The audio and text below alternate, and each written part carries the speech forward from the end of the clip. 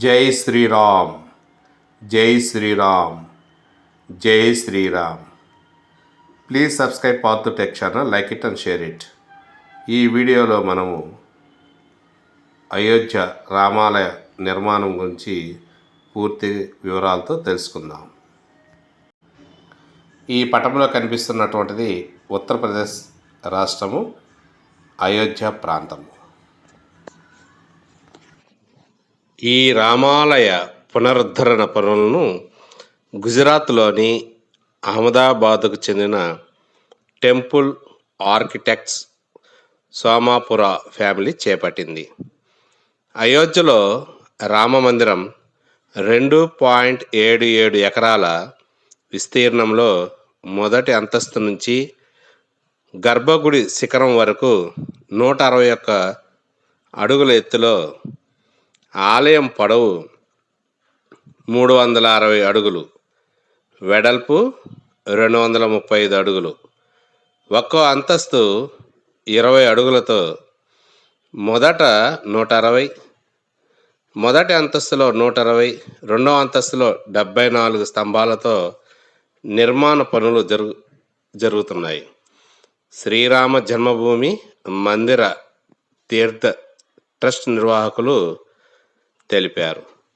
మందిరానికి మొత్తం 392 స్తంభాలు మరియు 44 తలుపులు ఉన్నాయి. ప్రధాన గర్భగుడిలో భగవాన్ శ్రీరాముని చిన్ననాటి బాలరూప విగ్రహం, శ్రీరామ్ లల్లా విగ్రహం ఉంటుంది. మొదటి అంతస్తులో శ్రీరాముని దర్బారు ఉంటుంది. మందిరంలో 5 మండపాలు అనగా హాళ్ళు ఉన్నాయి. నృత్య మండపం, రంగ మండపం, సభా మండపం, ప్రార్థన మరియు కీర్తన మండపాలు. ఈ మండపాలన్నీ దేవతల విగ్రహాలతో అలంకరించబడ్డాయి. మందిరానికి తూర్పు వైపు సింహద్వారం గుండా 32 మెట్లతో గుడి లోపలకు వెళ్ళాలి. మందిరంలో వికలాంగులు, వృద్ధుల సౌకర్యార్థం ర్యాంపులు మరియు లిఫ్ట్లు ఉన్నాయి.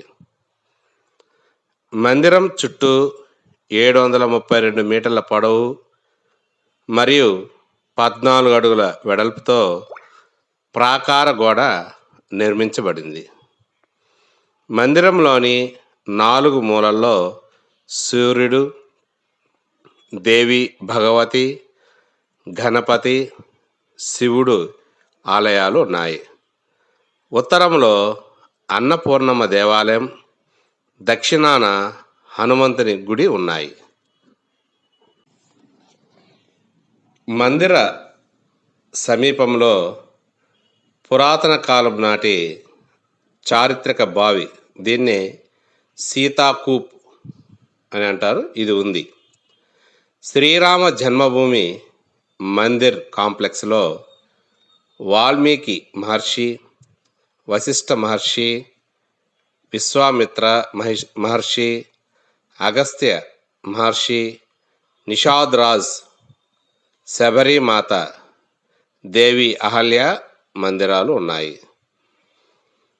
కాంప్లెక్స్ యొక్క నైరుతి భాగంలో కుబేర్ తిలా వద్ద శివుని పురాతన మందిరం, జటాయు విగ్రహంతో పాటుగా పునరుద్ధరించబడింది. మందిరంలో ఎక్కడా ఇనుము వాడలేదు. మందిర్ పునాది 14 మీటర్ల మందంపాటి రోలర్ కాంపాక్ట్ కాంక్రీట్, దాన్ని ఆర్సిసి అంటాము, దీంతో నిర్మించబడింది. ఇది కృత్రిమ శిలారూపాన్ని ఇస్తుంది. నేల తేమ నుండి రక్షణ కోసం గ్రానైట్ ఉపయోగించి 21 అడుగుల ఎత్తైన పునాది నిర్మించబడింది. 25,000 మంది వ్యక్తుల సామర్థ్యంతో యాత్రికుల సౌకర్య కేంద్రం పిఎఫ్సి నిర్మాణంలో ఉంది.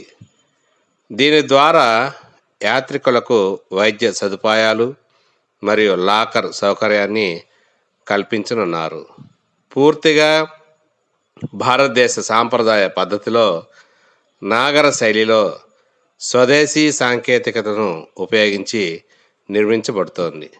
70 ఎకరాల విస్తీర్ణంలో 70% పచ్చదనం ఉండేలా పర్యావరణ నీటి సంరక్షణకు ప్రత్యేక ప్రాధాన్యత ఇస్తూ రామమందిర నిర్మాణం జరుగుతోంది.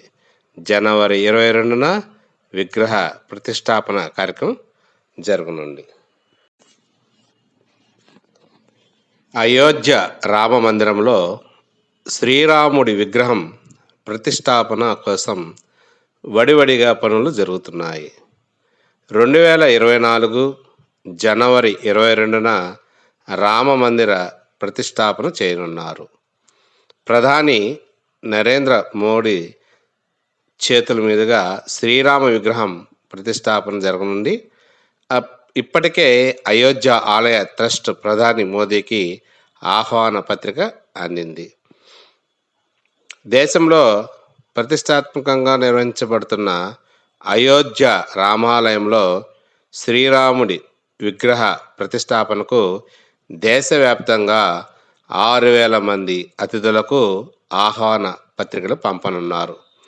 దేశవ్యాప్తంగా ఉన్న పూజారులు, సాధువులే కాకుండా ప్రధానితో పాటు ఉత్తరప్రదేశ్ సీఎం మరియు రాజకీయ ప్రముఖులు జనవరి 22న ఈ కార్యక్రమానికి హాజరు కానున్నారు. రామమందిర ప్రారంభోత్సవానికి ముందు ఉత్తరప్రదేశ్ ప్రభుత్వం జనవరి 2024లో రాష్ట్రంలోని ప్రధాన దేవాలయాలతో అఖండ రామాయణం, హనుమాన్ చాలీసా పారాయణాలు నిర్వహిస్తుందని అధికారులు తెలిపారు.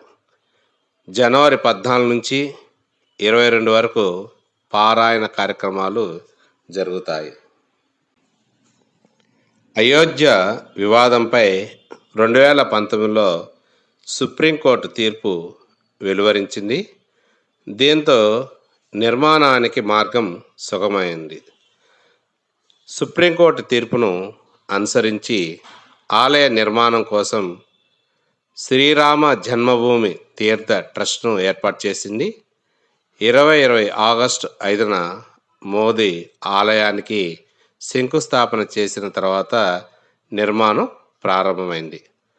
అహ్మదాబాదులోని సోంపురా కుటుంబం రూపొందించిన డిజైన్పై ఆలయ నిర్మాణం చేపట్టారు.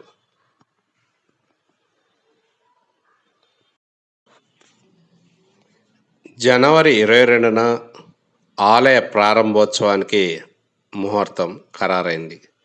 ప్రధాని నరేంద్ర మోడీ చేతుల మీదుగా శ్రీరామ మందిరం ప్రారంభం కానుంది.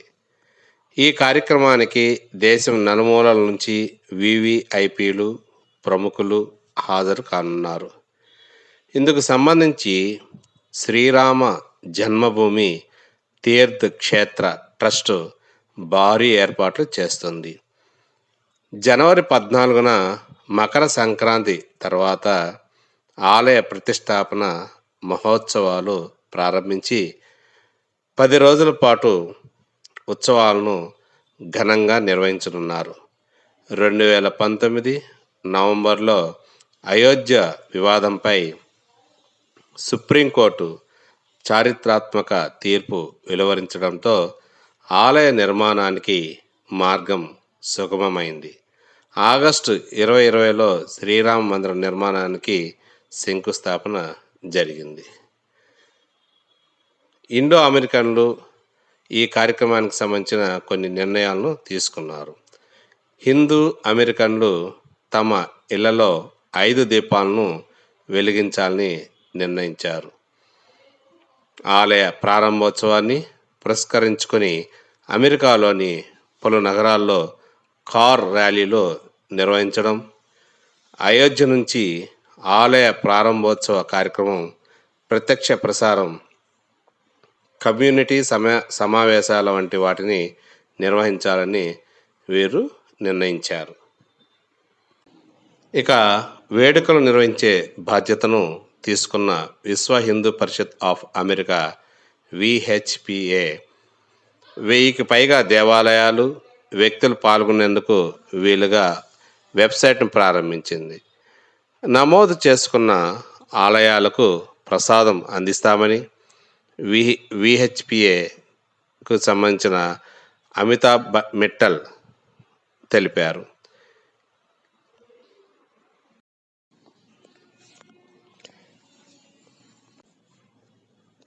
అయోధ్య వివాదం 1859 నుంచి 2019 వరకు కీలక ఘట్టాలు. 1528లో రామ జన్మభూమిగా హిందువులు భావించే స్థలంలో బాబ్రీ మసీదు నిర్మించారని ఆరోపణ. 1853లో తొలిసారి అక్కడ మత విద్వేషాలు మొదలై గొడవలు జరిగాయి. 1859లో ఆ ప్రాంతంలో ఫెన్సింగ్ నిర్మించి హిందువులు, ముస్లింలకు వేర్వేరుగా అనుమతి కల్పించారు.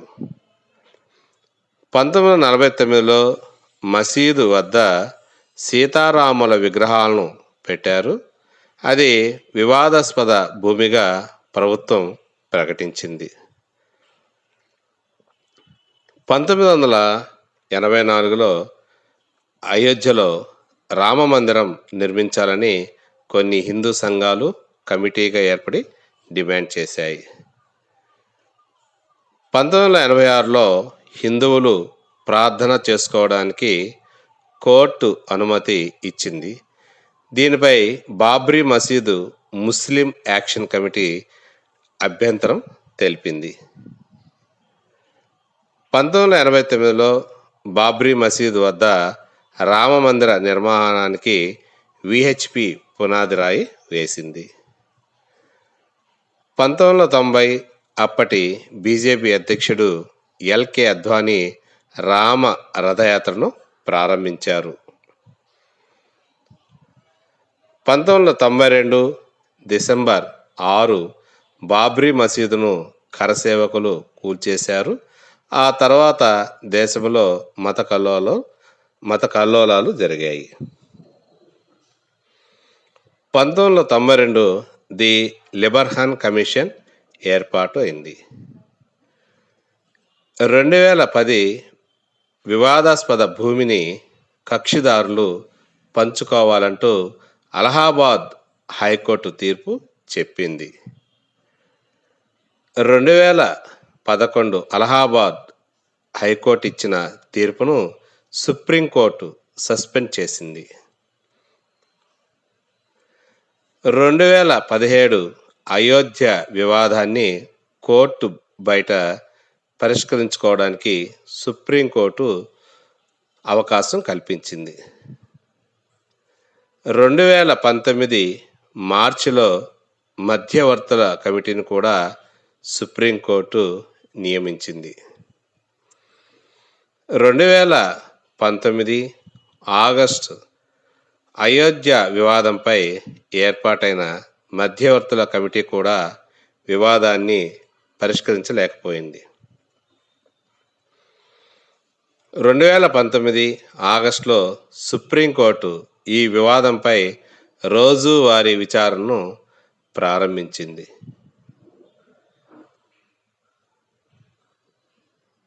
2019 నవంబర్ 9 సుప్రీంకోర్టు చారిత్రాత్మక తీర్పు వెలువరించబోయింది. Please subscribe Parthu tech channel, like it and share it. జై శ్రీరామ్, జై శ్రీరామ్, జై శ్రీరామ్.